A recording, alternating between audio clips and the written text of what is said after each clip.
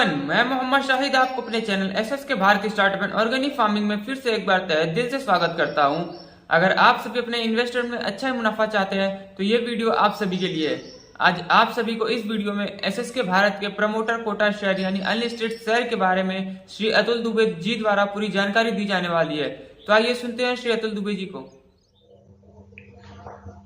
नमस्कार, वंदे मातरम साथियों। मैं अतुल दुबे एसएस के भारत से और एक बहुत ही बेहतरीन जागरूकता का कार्यक्रम हमने शुरू किया है। वो है अनलिस्टेड शेयर इक्विटी पर, प्रमोटर कोटा शेयर इक्विटी पर। आज के समय में जब हमारा मैसेज लोगों तक जा रहा है एसएस के भारत का शेयर से संबंधित, तो लोग बहुत सारे सवाल कर रहे हैं अनलिस्टेड शेयर क्या है, प्रमोटर कोटा शेयर इक्विटी क्या है। तो इसके बारे में लोग जानकारी चाहते हैं। हमने बहुत सारा अध्ययन किया और उस आधार पे हमने ये प्रेजेंटेशन बनाया है और हम आप तक प्रस्तुत कर रहे हैं। बहुत सारे लोग ऐसे भी हैं जो स्टॉक मार्केट में इन्वेस्ट कर रहे हैं, ट्रेडिंग कर रहे हैं, फिर भी उनको इसके बारे में जानकारी नहीं है। तो आप सभी से निवेदन है, जो भी साथी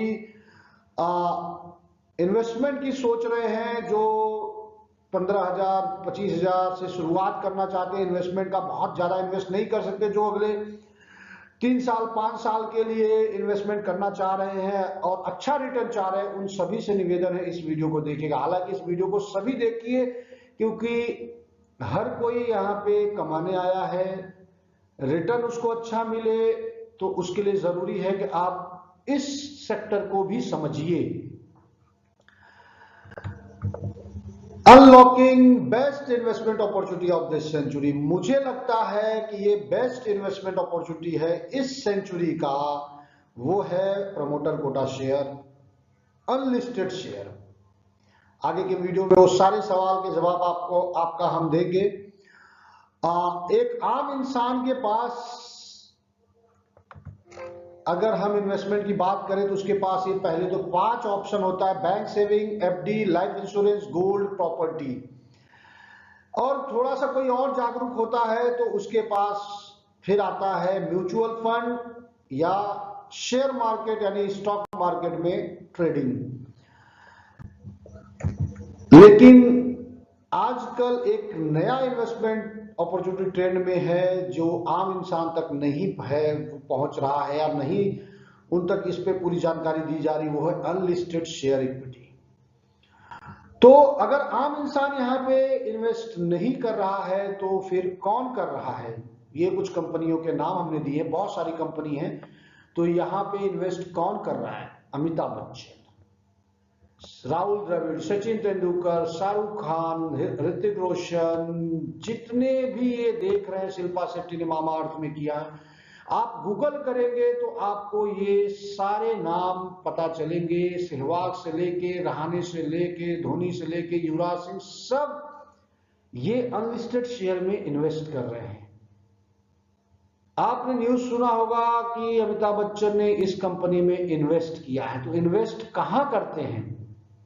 तो वो इन्वेस्ट करते हैं इक्विटी में, और कंपनी स्टॉक मार्केट में लिस्ट नहीं है। तो इसका मतलब अगर उस कंपनी में कर रहे हैं तो अनलिस्टेड में कर रहे हैं। जैसे स्विगी जब अनलिस्टेड थी तो उसमें अमिताभ बच्चन ने इन्वेस्ट किया था, यानी उसका शेयर खरीदा था।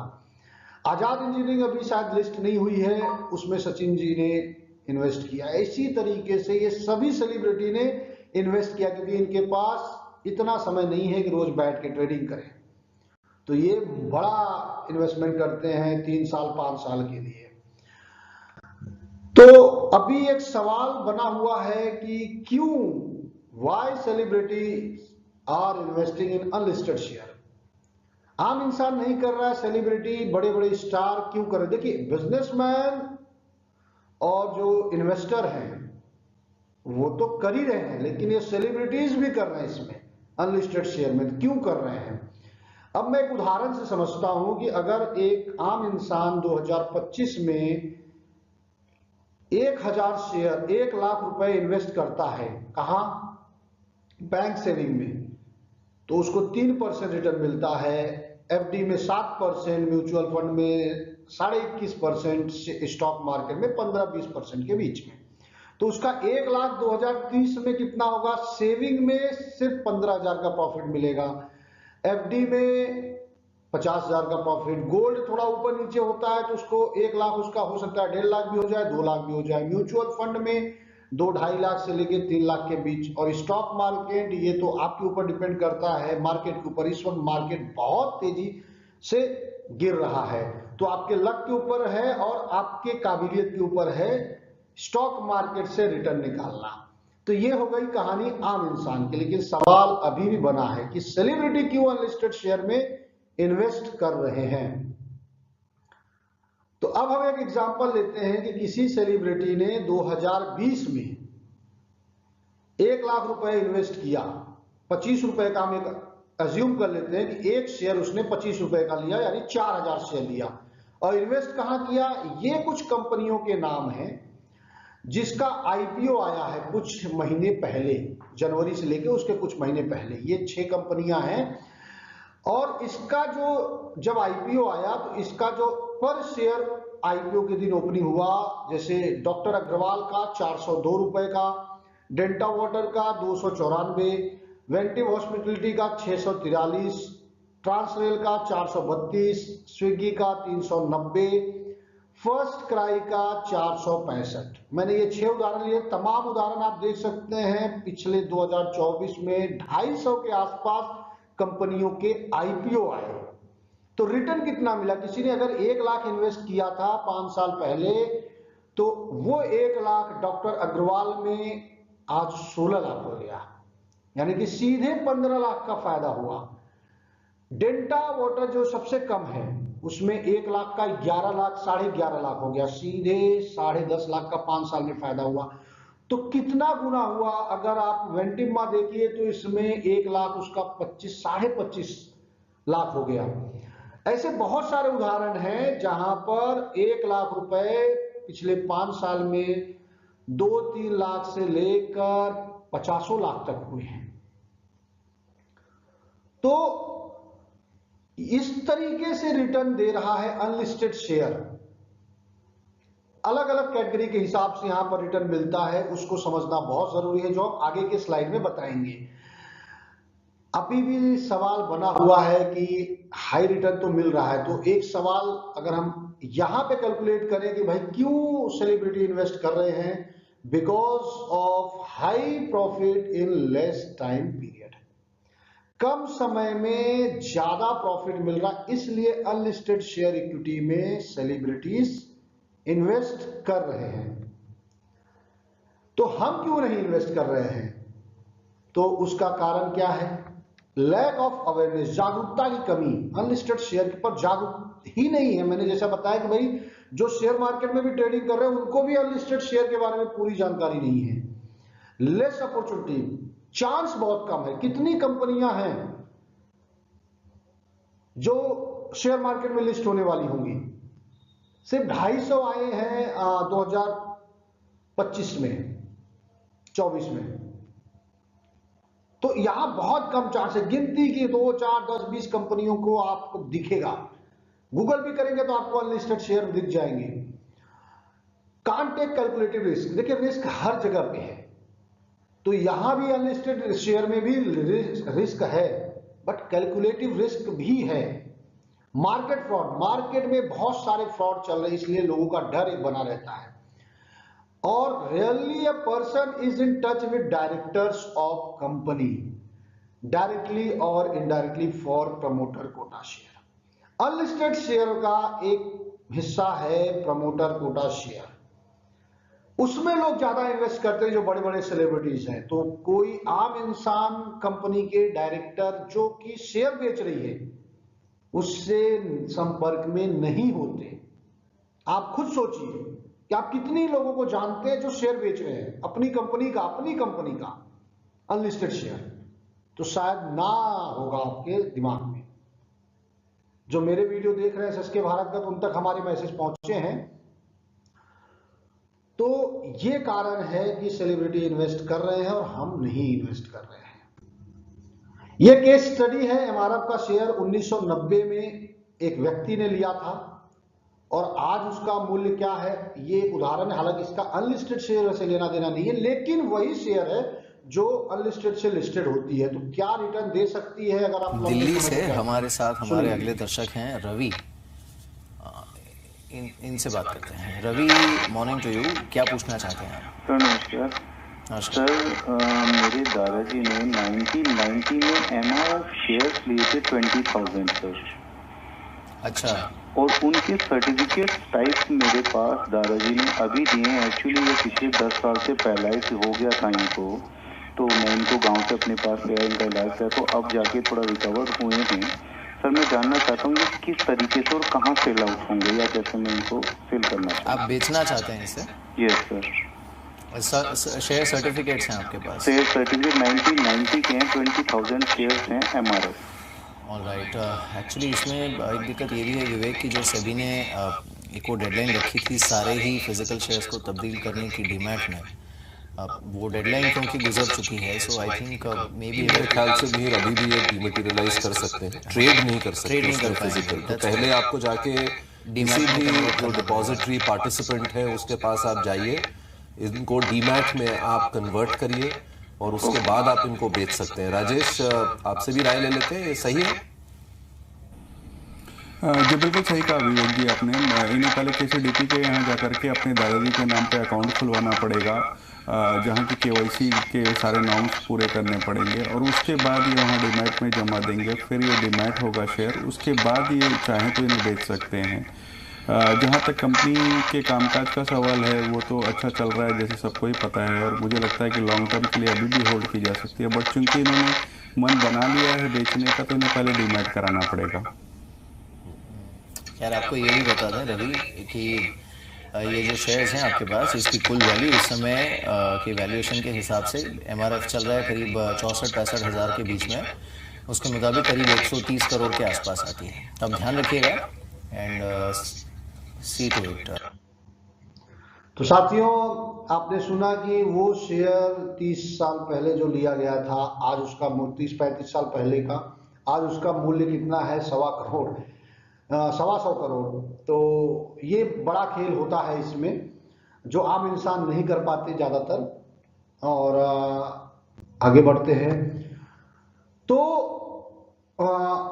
जैसा कि हमने पीछे के स्लाइड में बताया कि भाई अनलिस्टेड शेयर पे लोगों को जागरूकता कम है, और वहां पर आम इंसान नहीं इन्वेस्ट कर पा रहा है, सेलिब्रिटी इन्वेस्ट कर रहा है। क्यों सेलिब्रिटी इन्वेस्ट कर रहा है वो हमने आपको उदाहरण के साथ बताया।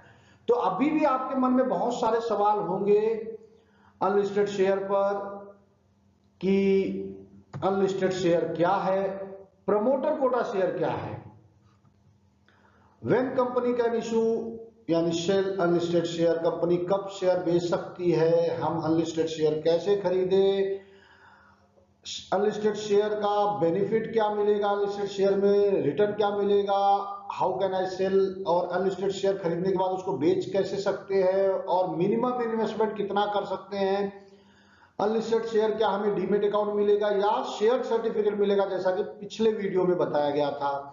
व्हाट इज डीमेट अकाउंट, बहुत सारे नए लोग हैं तो उनको डीमेट अकाउंट नहीं पता, तो what is demat account, journey of share from unlisted to listed share, और what is the risk of investing in unlisted share. ये 10 सवाल हमने आगे के कुछ स्लाइड में हम इस बताएंगे कि ये 10 सवालों का जवाब देंगे आपको, तो बने रहिए। तो सवाल number 1, what is unlisted share? Unlisted share are share of a company that are not listed on stock exchange, यानी शेयर मार्केट में, स्टॉक मार्केट में जो कंपनी लिस्ट नहीं होती है उनके शेयर को अनलिस्टेड शेयर बोला जाता है।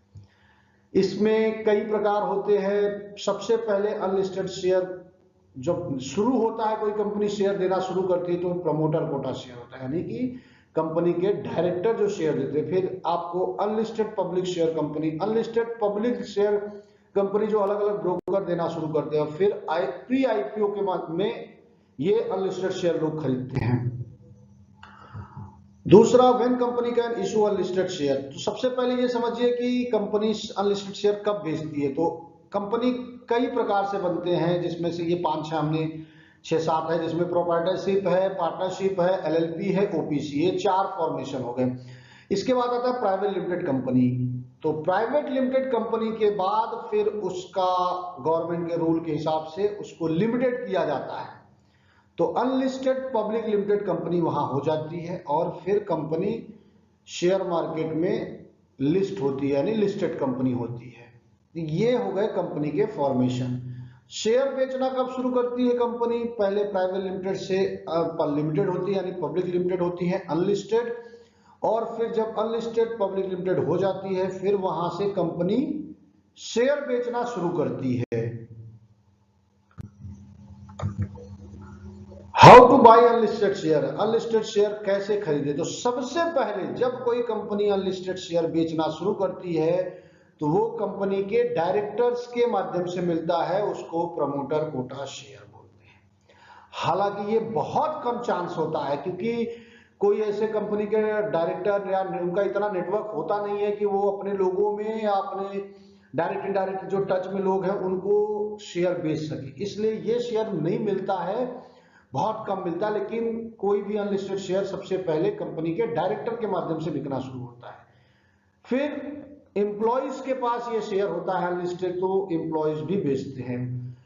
इसके बाद ये अनलिस्टेड शेयर जब कंपनी का में कोई बड़ा इन्वेस्टर या ब्रोकर आके वो अनलिस्टेड शेयर ले लेता है, तो आप अनलिस्टेड शेयर वो ब्रोकर या इन्वेस्टर्स के माध्यम से लेते हैं। अगर आप गूगल करेंगे अनलिस्टेड शेयर ऑफ बोर्ड या ऐसे बहुत सारी कंपनियां हैं, तो उनका आपको इंटरनेट में कुछ ऐसे ऐप वेबसाइट मिलेंगे जहां से आप अनलिस्टेड शेयर खरीद सकते हैं।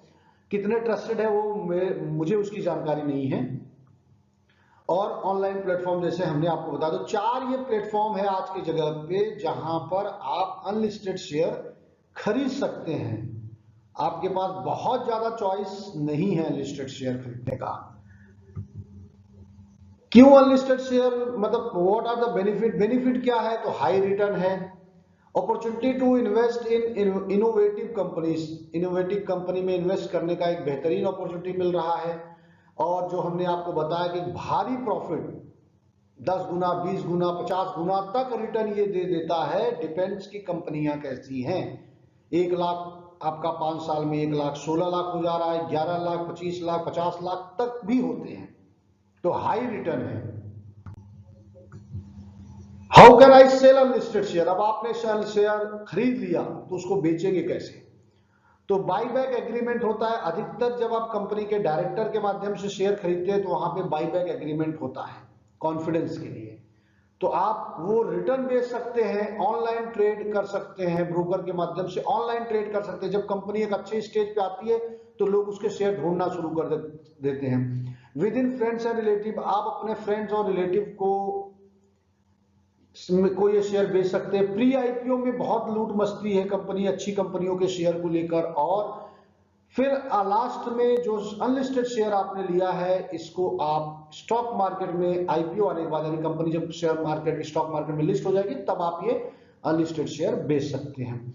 What is the minimum investment required for unlisted? Minimum कितना इन्वेस्टमेंट करना होता है? देखिए अलग अलग कंपनियों का लॉट साइज होता है। जैसे एसएसके भारत का लॉट साइज जिस कंपनी के लिए मैं काम कर रहा हूं उसका 500 शेयर का है और उसका आज का रेट है 25 रुपए पर शेयर। तो मिनिमम इन्वेस्टमेंट कितना लगेगा? 12,500 रुपए। उसके ऊपर आप 1000 शेयर लेंगे तो 25,000 रुपए, 2000 शेयर लेंगे तो 50,000, 4000 शेयर लेंगे तो 1 लाख। इस तरीके से 500 शेयर का लॉट साइज आप खरीद सकते हैं। अलग अलग कंपनी के लॉट साइज होते हैं। Can I get unlisted share in demat account और विल गेट शेयर सर्टिफिकेट? साथियों ये बहुत इंपॉर्टेंट सवाल है। पहले शेयर सर्टिफिकेट दिए जाते थे जैसा कि हमने एक वीडियो में बताया, लेकिन अभी गवर्नमेंट का सेबी का रूल है कि अनलिस्टेड शेयर भी डीमेट अकाउंट में दिखेगा। मैं फिर से रिपीट करता हूं कि आपका अनलिस्टेड शेयर भी डीमेट अकाउंट में दिखेगा। कंपनी का नाम, जितना आपने शेयर लिया है वो आपको दिखेगा। मैंने शेयर खरीदा है, आपको कुछ 2-3 वीडियो के बाद वो हम आपको दिखाएंगे, वीडियो उसका हम बताएंगे। हमने भी एसएसके भारत का 1000 शेयर खरीदा है। अगर कोई अनलिस्टेड शेयर आपको बेच रहा है, अगर आपको वो शेयर ट्रांसफर डीमेट में नहीं हो रहा है तो मतलब आपका कहीं ना कहीं फ्रॉड या मिसकम्युनिकेशन है। तो ये ध्यान रखिए कि अनलिस्टेड शेयर भी स्टॉक मार्केट में रहेगा, वो ट्रेड नहीं होगा, वो पड़ा रहेगा। कब तक पड़ा रहेगा? जब तक कि आप ऑफलाइन किसी से को बेच ना दे या कंपनी स्टॉक मार्केट में लिस्ट ना हो जाए। जैसे ही कंपनी स्टॉक मार्केट में लिस्ट होगी, यही शेयर के रेट में दिखने शुरू हो जाएंगे। तो ये चीज बहुत ध्यान रखिएगा कहीं भी आप अगर शेयर खरीद रहे हैं तो। What is demat account? अब जो बिल्कुल नए हैं तो उनके लिए बता दूं कि जैसे आपका पैसा रखने के लिए सेविंग अकाउंट होता है, वैसे ही डीमेट रखने के स्टॉक शेयर को रखने के लिए आपका डीमेट अकाउंट होता है। चाहे वो अनलिस्टेड शेयर हो, चाहे लिस्टेड कंपनी का शेयर हो, वो उसके लिए डीमेट अकाउंट होता है। एक चीज और ध्यान दीजिएगा, अनलिस्टेड शेयर आपको डीमेट कंपनियों के, जैसे आपका ग्रो है, एंजल वन है, जीरोधा है, वहां पे आपको अनलिस्टेड कंपनियों के शेयर नहीं मिलेंगे खरीदने के लिए। जिनको लाइसेंस है उन्हीं के माध्यम से ले सकते हैं या कंपनी के डायरेक्टर के माध्यम से ले सकते हैं। कंपनी के जो डायरेक्टर, जैसे एसएसके भारत है, तो उनके कंपनी के जो डायरेक्टर के टच में होते हैं या उनसे लेते हैं आप।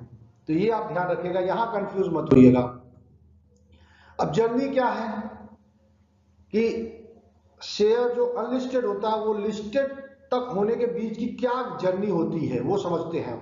पहले एक कंपनी बनती है प्राइवेट लिमिटेड, और प्राइवेट लिमिटेड बनने के बाद वो फिर पब्लिक लिमिटेड होती है और अनलिस्टेड रहती है पब्लिक लिमिटेड। सेकेंड स्टेप में जैसे ही पब्लिक लिमिटेड होती है, अनलिस्टेड कंपनी के जो डायरेक्टर हैं वो शेयर बेचना शुरू कर देते हैं। फंड, जैसी कंपनी की फंड की रिक्वायरमेंट होती है उसको बोलते हैं प्रमोटर कोटा शेयर। साथियों, मैं फिर से रिपीट करता हूं स्टेप 2। जब कंपनी अनलिस्टेड हो जाती है, पब्लिक लिमिटेड अनलिस्टेड होती है प्राइवेट लिमिटेड से, तो कंपनी के डायरेक्टर ऑथराइज हो जाते हैं शेयर बेचने के लिए। अब कंपनी का फंड का रिक्वायरमेंट जैसा होता है डायरेक्टर बेचते हैं। डायरेक्टर का पास अगर नेटवर्क है तो वो ज्यादातर लोगों को देते हैं, नेटवर्क नहीं होता तो बड़े बड़े इन्वेस्टर्स को देते हैं। तो वहां पे इक्विटी डाइल्यूट हो जाती है, कंपनी के कुछ हिस्सा शेयर देना पड़ता है, फिर वहां वो फंड आता है।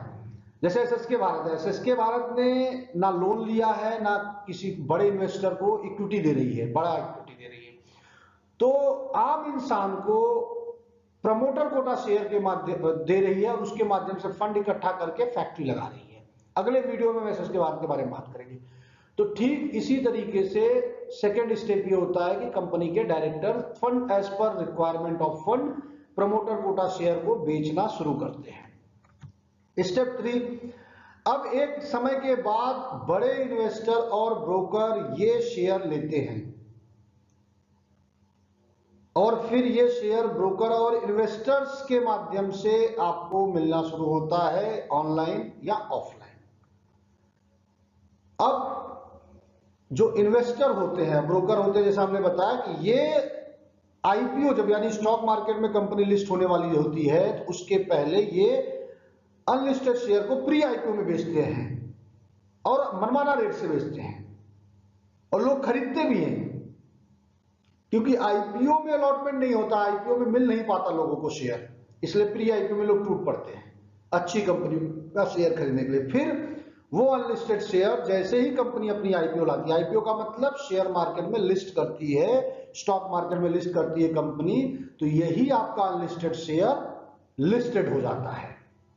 तो मुझे उम्मीद है कि आपने ये जर्नी समझा होगा अनलिस्टेड से लिस्टेड। मैं थोड़ा आराम से बता रहा हूं जैसे कि आप ये समझ सके। ये वीडियो लंबा होगा लेकिन आप चीजों को समझिएगा। ये इन्वेस्टमेंट की बात है, आपकी मेहनत की कमाई की बात है।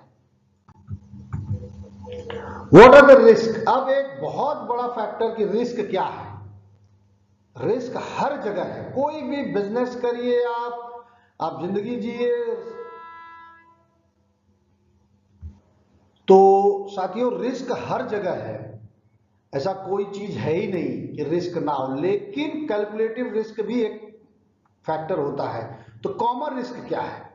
लैक ऑफ लिक्विडिटी, मतलब या लिस्टेड शेयर ज्यादा बेचने के ऑप्शंस कम होते हैं।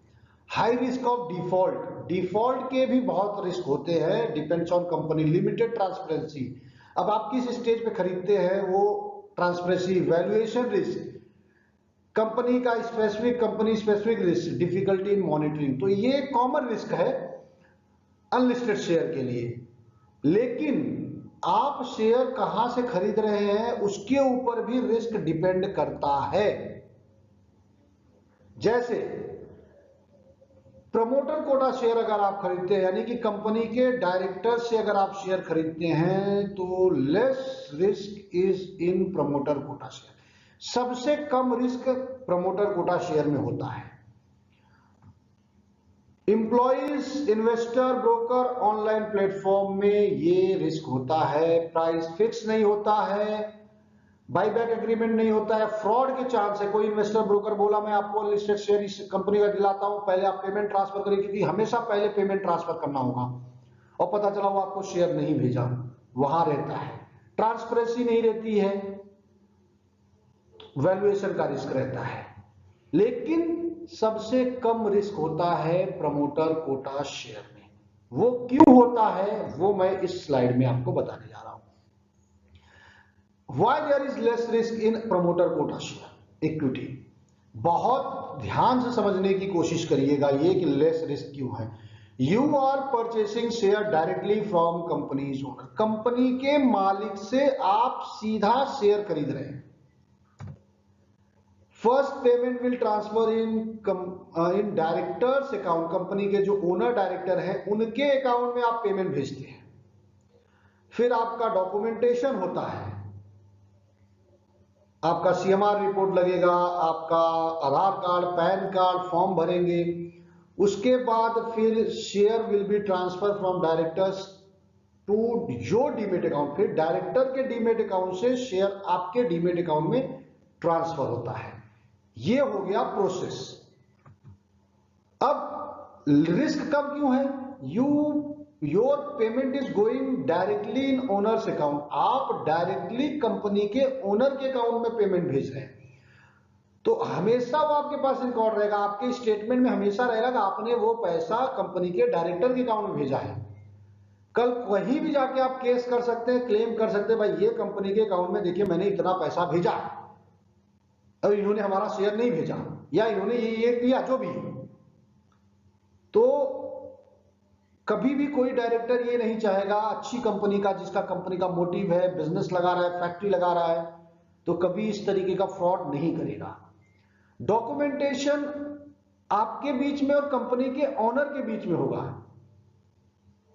Almost no chance of false commitment, owner कभी फॉल्स कमिटमेंट नहीं करेगा आपको, क्योंकि उसको पता है कि कुछ भी अगर ओनर फॉल्स कमिटमेंट करेगा तो उंगली सीधा कंपनी के मालिक के ऊपर उठेगी। प्रॉपर मॉनिटरिंग रहेगा। आप जब कंपनी के डायरेक्टर के अकाउंट से शेयर लेते हैं, प्रमोटर कोटा लेते हैं, ओनर से लेते हैं शेयर, तो आप इसका मतलब सीधा कंपनी के टच में है और कंपनी की हर एक्टिविटी आपको पता चलेगी। जैसे मैं अगर अपनी बताऊं तो एसएसके भारत का शेयर जो मेरे माध्यम से ले रहे हैं वो हमारे ग्रुपों से जुड़े हैं, कंपनी के ने भी ग्रुप बनाया है, और कंपनी की हर एक्टिविटी, फोटो, वीडियो, वो सब उन तक पहुंच रहा है। तो कंपनी को सीधा ऑब्जर्व कर रहे हैं कंपनी कर क्या रही है। अब एक सवाल आ गया, भाई कंपनी पैसा लेके भाग गई, जो बहुत आम सवाल है क्योंकि बहुत सारे लूटपाट मार्केट में होते हैं, तो ये सवाल गलत नहीं है। साथियों, आपको एक चीज बहुत क्लियर बता दूं कि जब कंपनी प्राइवेट लिमिटेड से अनलिस्टेड पब्लिक लिमिटेड कंपनी हो जाती है तो ये एक जर्नी होती है, और यहां से कंपनी का ओनर किसी से के शेयर के पैसे को लेकर भाग जाएगा तब तो वो बेवकूफ है, क्योंकि यहां पर कंपनी का ओनर शेयर के पैसे को लेकर भाग जाए, उससे ज्यादा वो कमाएगा कि अपनी कंपनी को स्टॉक मार्केट में लिस्ट कर दे। छोटी सी लिस्टिंग भी कर देगा तो कंपनी का ओनर उससे कई गुना कमाएगा। जो आज वो शेयर सस्ते में बेच रहा है 25 रुपए का, जैसे एसएसके भारत बेच रही है, कंपनी के डायरेक्टर बेच रहे हैं, अब यही शेयर कंपनी के डायरेक्टर के पास रहता तो जो फायदा शेयर खरीदने वाले को आज हो रहा है, जैसे मैं ले रहा हूं 1000 शेयर, तो मुझे जो फायदा होगा 5 साल बाद वो कंपनी के डायरेक्टर के पास होगा, तो डायरेक्टर को ही फायदा होगा। लेकिन डायरेक्टर इसलिए बेच रहा है कि वो पैसे हम लेंगे और बिजनेस बढ़ाएंगे, कंपनी के एक्सपेंशन में लगाएंगे, तो यहां से एक चीज ध्यान रखिए कि ना के बराबर मतलब 99% चांस होता है कि कंपनी इस स्टेज पे आने के बाद भागती नहीं है, सिर्फ कोई बहुत बड़ी बेवकूफी ना कर दे। तो ये बस ध्यान देना होता है। तो बिफोर इन्वेस्टिंग, लेकिन फिर भी मैं आप सभी को सजेशन दूंगा कि कहीं भी आप इन्वेस्ट करते हैं तो कुछ चीजों को बहुत ध्यान से समझिएगा उस कंपनी के बारे में।